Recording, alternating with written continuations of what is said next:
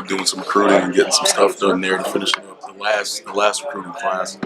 We've had a few morning mat drill practices with them, but not a whole bunch in terms of a true evaluation of their athletic ability as it pertains to the actual position specific drill work.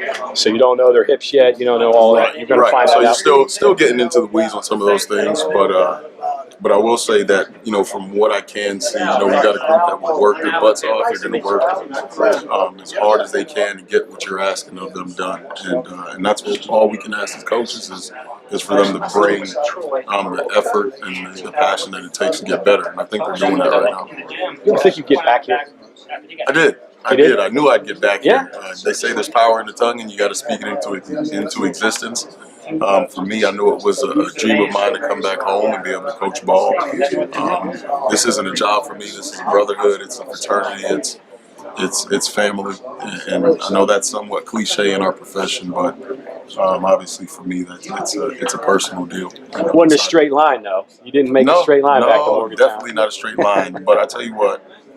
Every move has given me something to take with myself as I better myself as a young coach, and in this profession, that's what you want to continue to do, is to develop and get better as you go. And I think all those moves, getting back here full circle has allowed me to be the coach that I am as I showed back up on campus. Cincinnati, Arizona, Minneapolis, Minnesota, right? Those are the three? Yes. All good places. Yeah, absolutely.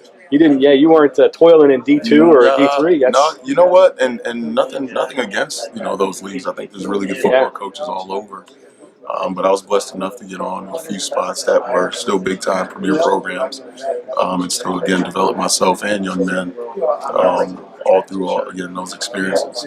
Did you take something from each place? Maybe I did. Yeah. I did. You take some, you leave some. Yeah. Working for Butch, working for Rich, working for PJ. Again, three guys that have done really, really well in the profession, along with a lot of coordinators that have done well. And, I like to say that football, especially coaching, is a copycat profession in which if something works, you're going to take it and use it. And so I'd like to think that I've kind of grabbed a lot of good things from some folks and left what I didn't think was pertinent or important to necessarily my position or bettering my guys. And so, again, I think that's kind of what's motivated me into, again, what showed up on campus here recently. Was it tough leaving Minneapolis? It was tough. It's tough anytime you leave a situation where you've put a lot of time, effort, blood, sweat, tears into kids, scheme, community, any of those things. And I think a lot of times people misconstrue a coach's move as maybe being easy, when a lot of times it's harder than you would think, but maybe the best thing for you, your family, and your career. And that was the situation here. What relationship with Neil? Internship with that guy. Relationship with Neil. Where did you hook up with Neil? How did you get to know him or get involved? We had a bunch of mutual friends. I know Kirk Chirac, who was our offensive coordinator at Minnesota, knew him.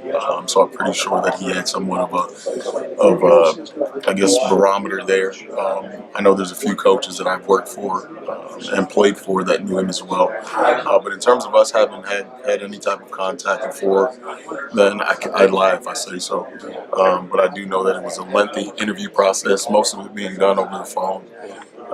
And got a chance, really, it's a two-way interview in which I get a chance to know who he is, as well. Because I did have a good situation where I was at Minnesota, and it wasn't, just coming back home that brought me back, but also the fact I'll be working for a guy that has upward mobility, that I feel like is going upwards within the profession, that stands for the things that I stand for as a coach, and that really understands what it takes to win. Obviously, he's won quite a few ball games at a lower level and beat some really, really good talent. He's done a lot with a little, and that said a lot, along with just being a great family man. It was a good fit for me.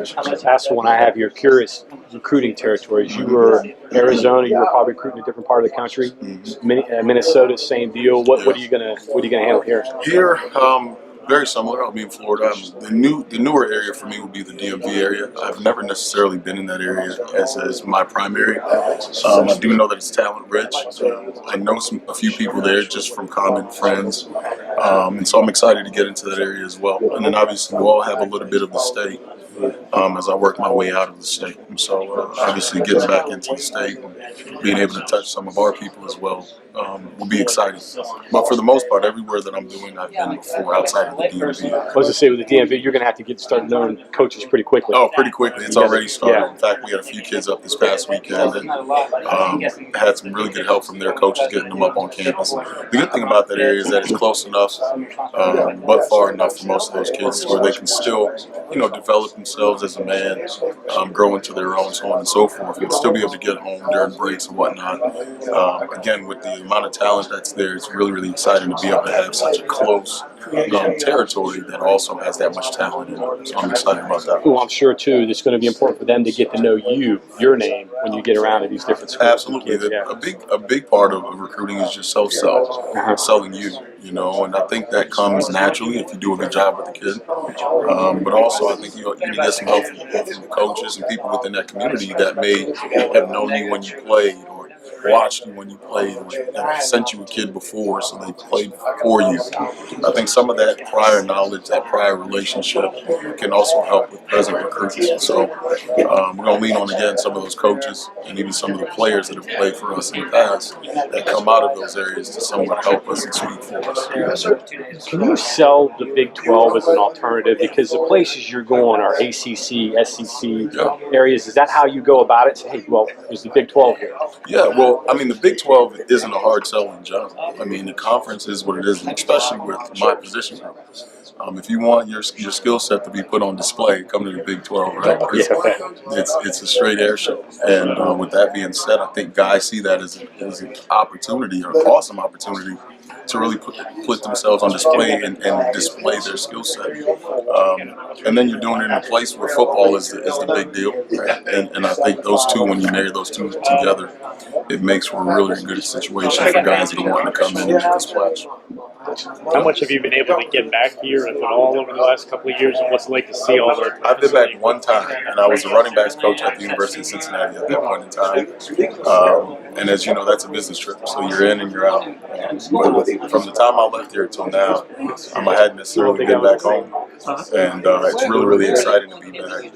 I think the fanfare, the community, the players, it's all been confirmation as to whether or not I made the right decision to come back home, and I definitely feel I did. The facilities changes, this room is different, obviously there's a whole lot different than I tell you what, not just in this building, but even around town. I can get lost, in which that's a sad state of affairs, being that I went to school here. But the town has changed, and it's really, really blossoming. It's awesome to see the growth. And the growth, I'm sure, will continue over time. And I think that's good for the university, it's good for the program. It's good just in general, and I'm excited to see it. Obviously, now I'll be a part of it, so it won't be as drastic as it happens. But Morgantown is definitely different.